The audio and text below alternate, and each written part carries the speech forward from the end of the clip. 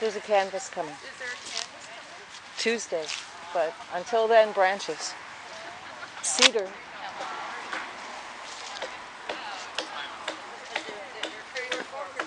This is the beginnings of a Longhouse.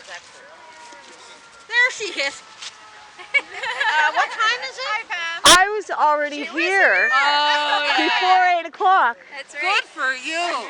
I've already put a video on YouTube. Oh. I got up at 8. Right on. Pamela, you're back. I am back.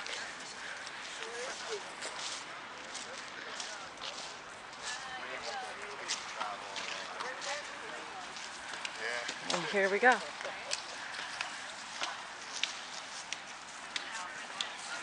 You ready? Okay. I didn't want to pull you away from your lunch.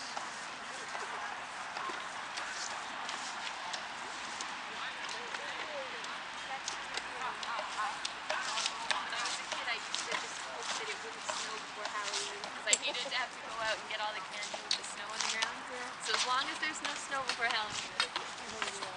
So we're going to put you like this? Yep. Okay. All right.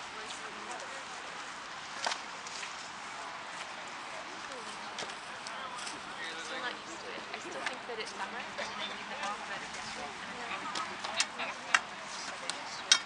So the pile's going.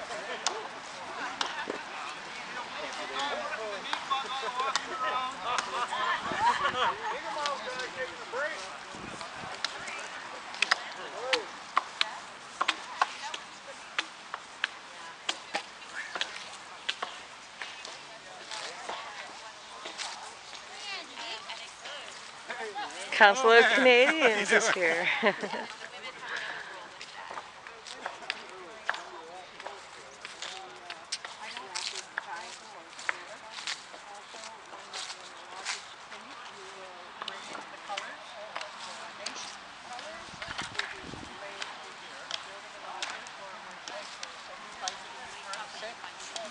also, it will be fixing the floor where the people will be working.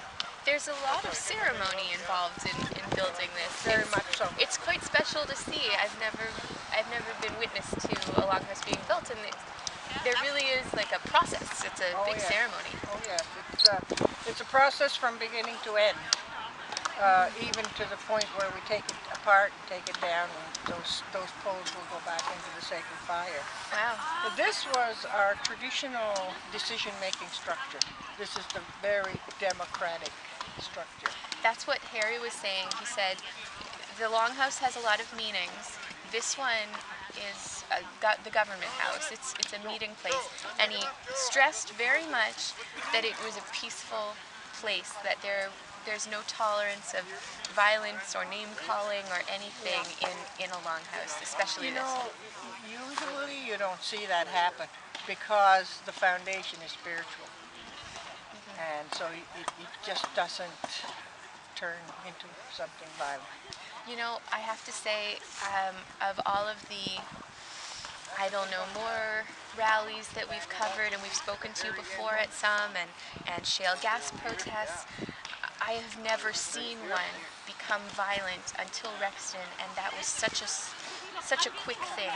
That happened so quickly, and I don't think anyone expected that to happen. Well, I was over there several times, and I took food over, and I support the people that were protesting over there. And any time that I went there, the camps were peaceful. There was never any I didn't see any signs of any kind of danger or violence or anything while I was there. And so this seemed to come in the dead of night. And it erupted in the early morning hours. Prior to that, I was there like a day or two before that happened, and the camps were peaceful. We were up there. We were at the protests on Highway 126 as well. I hadn't seen anything like that. So one of the things I wanted to ask you about as well, there's an open invitation for any politicians, and the back of the Longhouse is facing at the legislature. So there's an open invitation for anyone who wants to join and sit and listen. Has anyone responded yet? I haven't heard from anyone so far. I know that there are many New Brunswickers that are going to be coming, people who are allied with us in our struggle to protect our land and water. There's many that are going to be gathering from all over. This is what I'm hearing. And so, but yes, if the politicians want to talk to us, then they can come to our house. This is where you'll be. This is where we'll be. So I guess the last thing for you that I wanted to ask you about, even within people who are within groups of protesters and within different First Nations, there are a lot of different issues that sort of keep getting lumped together. For some people it's about a shale gas, for other people it's treaty rights and it's land claims.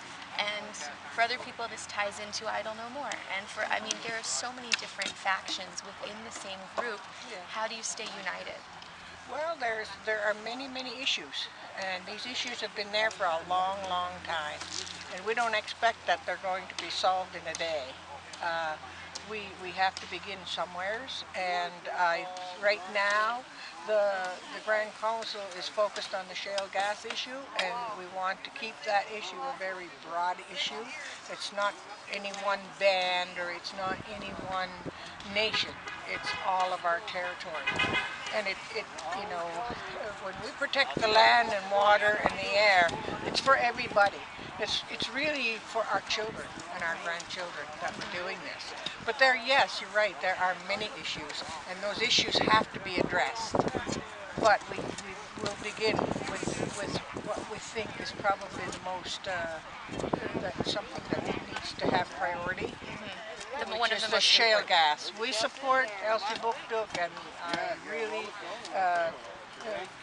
give them a hand for all the fight and struggle that they went through, but the issues need to be broadened out.